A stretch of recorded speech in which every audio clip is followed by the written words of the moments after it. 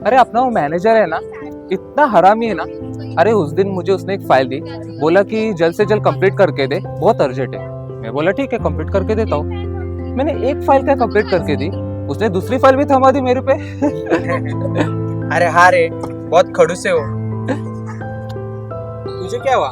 तू क्यों इतना मुस्कुरा रहा है? कुछ नहीं रे, ये आजकल खबरें देखता हूँ ना तो मन अपने आप हल्का होता है। लगता है देश सच में आगे बढ़ रहा है। ये नई सड़कें, पुल, कामकाज, ऐसा लगता है हम वही नहीं खड़े जहाँ पहले खड़े थे।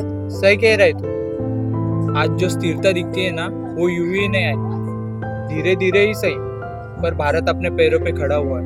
मैं भी मानती हूँ कि काम हुआ है और सरकार ने बहुत सी चीजें बनाई भी है, पर मेरे लिए सवाल ये है, क्या ये तरक्की हर इंसान की जिंदगी में उतनी ही महसूस हो रही है या नहीं? सही कह रहे हो तुम, पर ये मतलब एक दिन में तो नहीं आता। अगर दिशा सही हो तो वक्त देना भी जरूरी है। मैं भी मानती हूँ कि वक्त देना जरूरी है, पर सवाल पूछना भी, क्योंकि सवाल ही तय करते हैं कि रास्ता सही बना है या नहीं। मैं ज्यादा हिसाब किताब तो नहीं समझता, मेरी दुनिया एकदम सीधी है। मतलब आज काम है तो घर में चैन है। सड़क चाहे कितनी भी अच्छी बनी हो, लेकिन अगर जेब भी खाली हो तो वही सड़क थका देती है। और यही असली सच्चाई है।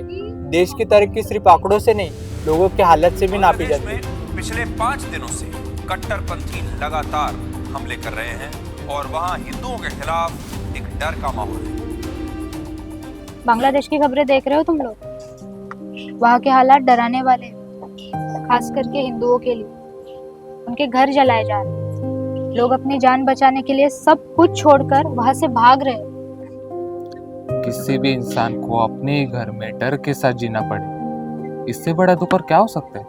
और यही सोच के बुरा लगता है कि वो लोग हमारे जैसे ही है। भाषा अलग हो सकती है, पर दर्द तो वही है।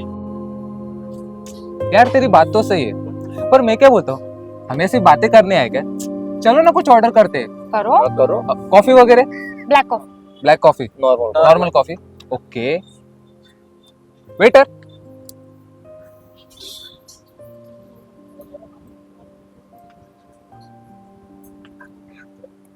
ओके, एक ब्लैक कॉफी और 3 नॉर्मल कॉफी। और कुछ सर? नहीं कुछ नहीं, थैंक यू। वैसे एक बात मुझे बार बार खटकती है, कुछ मशहूर लोग दुनिया के हर मुद्दे पर बोलते हैं। जहाँ बोलना आसान होता है वहाँ पर आवाज उठाते हैं, पर जब पास के बांग्लादेश में हिंदुओं पर जुल्म होता है तब यही लोग चुप हो जाते हैं। मुझे ये चुप्पी समझ नहीं आती।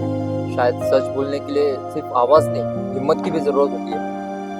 और हिम्मत ना हो तो चुप्पी भी एक तरफ का पक्ष बन जाती है। एक और बात, आज की सरकार को लेकर मैं साफ साफ कहना चाहती हूँ, मेरे मन में कई सवाल हैं, चाहे वो इलेक्शन को लेकर हो या मशीनों को लेकर। कभी कभी लगता है कि हमारी अर्थव्यवस्था को चोट लग रही है, पढ़ाई महंगी होती जा रही है, हमारे जंगल काटे जा रहे हैं और साथ ही साथ प्रदूषण भी बढ़ रहा है। मीरा, तेरे सवाल गलत नहीं रहे, पर तुझे पता है मेरी जिंदगी ना इन सबसे अलग ही चलती है। मतलब पहले दफ्तरों के चक्कर काटता था और आज काम जल्दी हो जाता है। गलतियां होंगी, पर सिस्टम वो तो पूरी तरह से टूटा नहीं है ना। और ये भी सच बात है कि आज दुनिया आसान दौर में नहीं है। महामारी, युद्धों का असर और दुनिया की बिगड़ी हुई अर्थव्यवस्था, इन सब के बीच भारत का संभला रहना, ये अपने आप में बड़ी बात है। Thank you. पर महंगाई, पढ़ाई, ये बोझ तो असली है ना।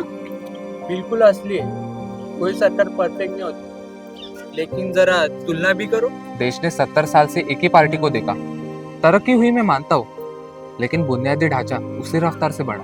हाँ, और पिछले 10-12 सालों में नई सड़कें, गैस, बैंक खाते, ये सीधे लाभ जमीन पर दिखे। मैं ये नहीं कह रही हूँ कि सब गलत है, मैं बस डरती हूँ कि सवाल पूछने वाले को कहीं दुश्मन ना समझ लिया जाए। अगर सवाल पूछने की जगह नहीं होती तो तुम आज ये बातें खुलकर नहीं कह पाती। यही लोकतंत्र की ताकत है।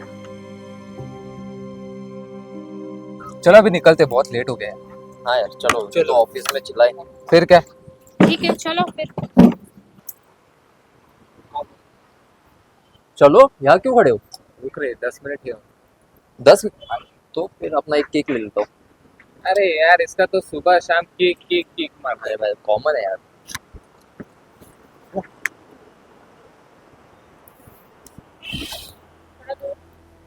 अरे यार वैसे मीरा क्या करी थी तू? वही 26 नवंबर। इतने बड़े हमले के बाद भी सच को लेकर हमें लंबे समय तक भ्रम में रखा गया। तुम्हें पता है 26 नवंबर का सच किसी कहानी से नहीं, एक बलिदान से सामने आया। अजमल का सब जिंदा पकड़ा गया और वो इसलिए क्योंकि कांस्टेबल तुकाराम मुगले वो बिना गोली चला उसके सामने खड़े। उसकी शहादत है ना पूरी दुनिया के सामने सच रखा। और उसी के बाद देश में सुरक्षा की सोच बदली और आज हालात देखो अलग है। इन सब बातों के बीच ना एक बात मुझे मजबूती देती है, मतलब भारत आज भी संभला हुआ है लेकिन ये डर से ज्यादा कानून का हिस्सा है। कानून इसलिए नहीं है कि लोगों को दबाया जाए, कानून इसलिए है कि कोई भी आदमी खुद को अकेला न करे। और हमारे पास संविधान है, वो एक सिर्फ किताब नहीं एक भरोसा है। हालात जैसे भी हो हमारी इज्जत बनी रहे, इसलिए मैं कहता हूँ कि हम गिरते नहीं संभल जाते हैं। बस जरूरत है इंसान बने। और एक दूसरे को पीछे न छोड़े। देश आगे बढ़ रहा है और हम सब उसकी जिम्मेदारी है। और यही सबसे बड़ी उम्मीद है। चलो मेरे देशभक्तों, हमारे 10 मिनट पूरे हो गए। हो गया चलो।